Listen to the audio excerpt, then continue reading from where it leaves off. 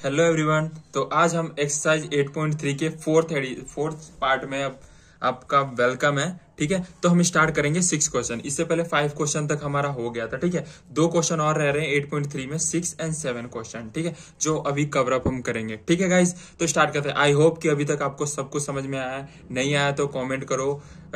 शर्माने की जरूरत नहीं है, या फिर कुछ ऐसा नहीं लगना चाहिए कि घबरा रहे, या फिर कुछ पूछने में अजीब लगेगा, हमें समझ में नहीं आएगा, हम कमेंट करेंगे तो सब ये बोलेंगे अरे तुझे समझ में नहीं आया। ऐसा कुछ नहीं सोचना। अगर सीखना है, आगे के लिए भी अगर सोचना है और अपनी कैलकुलेशन स्ट्रांग करनी है तो कमेंट करना पड़ेगा, पूछना पड़ेगा। अगर ना समझ में आया तो, समझ में आ गया तो फिर तो सही है, कोई दिक्कत नहीं। ठीक है, चलते हैं बिना बात करे टॉपिक पे। ABC are interior angle. Interior angle क्या होता है? And triangle ABC. एबीसी एक ट्रायंगल है, एबीसी दे दो या फिर बी यहां दे दो, सी दे दो, एक ट्रायंगल है। इंटीरियर एंगल क्या होता है? अंदर का एंगल। ये ट्रायंगल है तो 3 साइडेड 3 एंगल भी होंगे ऑफ कोर्स। तो ये हटा देते हैं, अभी ये समझाने पर्पज से था। Interior angle are ABC. ठीक है, और शो करना है और उस इंटीरियर एंगल को ऐसा प्रूफ करना है कि क्या ऐसे सही होगा इस कैलकुलेशन के हिसाब से या नहीं। ठीक है, तो गाइस स्टार्ट करते हैं। तो हमने क्या लिखा? सबसे पहले वी नो दैट, कि हम जानते हैं A B C is equal to 180 degree. यानी ट्रायंगल के तीनों साइड का सम कितना होता है? 180 डिग्री। सम मतलब प्लस, ए बी सी तीनों साइड को प्लस कर दिया तो 180 आता है। ठीक है, अब क्या करेंगे? बी सी को रहने दिया, ए को दूसरी तरफ ले आए। ठीक है, ए को दूसरी तरफ लाने का रीजन ये था कि हमारा इसमें देखो बी सी एक तरफ है लेकिन ए दूसरी तरफ है, तो हमें जो प्रूफ करना है और हमें जो क्लियर करना है वो हमें पहले से ही पता होना चाहिए। तो हमने इसमें कोई नंबर उम्र अभी नहीं लगाना, समझने वाली बात है। तो बी ए को इधर ले गए। ठीक है, ठीक है गाइस, ये हमारा इक्वेशन बन गया, एक इक्वेशन। अब बोला गया कि डिवाइडेड बोथ साइड बाय 2, यानी इज इक्वल टू के दोनों तरफ है ना यार। देखो सिंपल से, इधर एक है इधर एक है, डिवाइड 2 से इधर करेंगे तो भी इधर 2 से करना है, क्योंकि ऐसा कोई लॉजिक नहीं है कि हम इधर ही से 2 से करें इधर ना करें। ये फिर गलत रूल होगा। अगर हम किसी को 2 रुपए देंगे तो उसको भी 2 रुपए देंगे, जिससे उसका बैलेंस बना रहे। अगर बैलेंस अनबैलेंस हो जाएगा, ये मैथ का कैलकुलेशन नहीं कहता। अगर करना है तो दोनों साइड, तो डिवाइडेड बोथ साइड 2। देखा इक्वेशन भी देखो कि 2 है, तो हमें कुछ ना कुछ ऐसा करना पड़ेगा। तो इस इक्वेशन में डिवाइड 2 कर दिया। ठीक है, यहाँ पे भी 2 लगा दिया, यहाँ पे भिन्न जोड़ भिन्न घटा करेंगे, इसको भी अलग सोल्यूशन करेंगे। यहाँ पे क्या होगा? 2 को 90 बार में काट देंगे, 2 का डिवाइड करेंगे 90 बार में हो जाएगा। यानी 2 को 180 को डिवाइड करेंगे तो 90 आएगा। समझ में आई? इसको करा तो ये होगा सोल्यूशन इसका। ठीक है, इसको सोल्यूशन करा तो ये होगा। समझ में आई यहां तक? ठीक है, अब क्या करना है? इन दोनों साइडों में multiply both side are sine. Sine देखो, इस क्वेश्चन में साइन है ना, तो इसने यही बोला कि साइन इधर लोगे तो साइन इधर भी लेना पड़ेगा।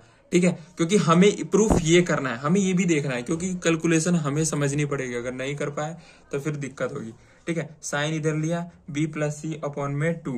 ठीक है, ये बी अपॉन सी और यहाँ पे साइन 90 माइनस मीन्स की ये सारा चीज एज इट इज आ जाएगा, और इसके में सिर्फ मल्टीप्लाई करना है, इधर भी साइन से इधर भी साइन से। ठीक है, तो वही करा है, तो ये चीज आ गई, बाकी ब्रैकेट में हो गया साइन, ये चीज वैसी आ जाएगी। और एक चीज और बताता कि अगर कभी भी ऐसा कंडीशन आए, ठीक है, ऐसा कंडीशन आए, 90 क्या होता है? 90 एक डिग्री है। ठीक है, जैसे मैंने बताया था साइन 90 और माइनस में ये होगा थीटा, तो थीटा की जो वैल्यू हो जाएगी, साइन किस में चेंज होगा? कॉस में, और थीटा की जगह जो वैल्यू है ये वो एज इट इज यहाँ पे आ जाएगी। अब देखो, हमें प्रूफ ही तो यही करना था, है ना, क्योंकि हम दोनों को नहीं बना सकते, इसको भी कॉस नहीं बना सकते। ठीक है, हमें इनमें से एक को ही बनाना पड़ता है, क्योंकि इज इक्वल टू के है। अगर माइनस प्लस में होता तो हम दोनों को करते। समझ में आई बात? इज इक्वल टू के इधर इधर है, और हमारा ये चीज प्रॉपर चल रहा है, हमें यही चीज तो लाना है।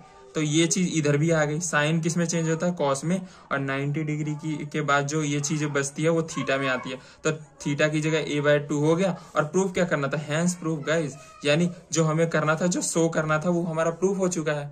कोई दिक्कत तो नहीं है ना? समझ में? वीडियो को रिवर्स में ले जाना पीछे 10 सेकंड 20 सेकंड, और उसके बाद फिर से मेरी वॉइस भी सुनना और ये भी देखना। ठीक है, तभी समझ में आएगा। अभी तक चलते हैं 7th क्वेश्चन में। अगला क्वेश्चन कहता है एक्सप्रेस।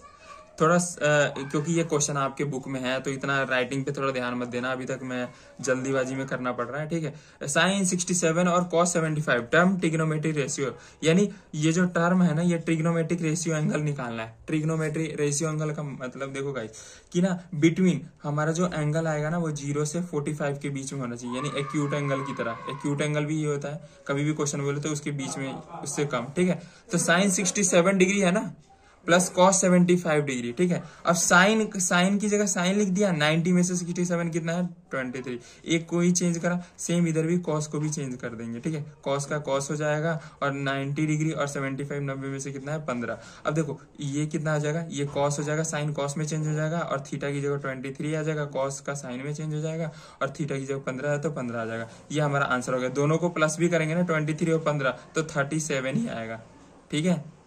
समझ में आई या नहीं, 38 आएगा, ठीक। कितना भी आए गाइस, लेकिन इतना समझना है कि ये 45 डिग्री से कम ही आ रहा है। अगर ऐड भी करा जाए इनका एंगल तो वही बोलेगा ट्रिग्नोमेट्री रेशियो एंगल कितने के बीच में होना चाहिए, 0 से 45 डिग्री के बीच में, ठीक है। आई होप अभी तक की सारी वीडियो समझ में आई। ना आई तो कॉमेंट करो, शेयर करो एंड सब्सक्राइब करो, ठीक है, and support. Okay guys, next exercise में मिलते हैं नेक्स्ट वीडियो में 8.4, ठीक है।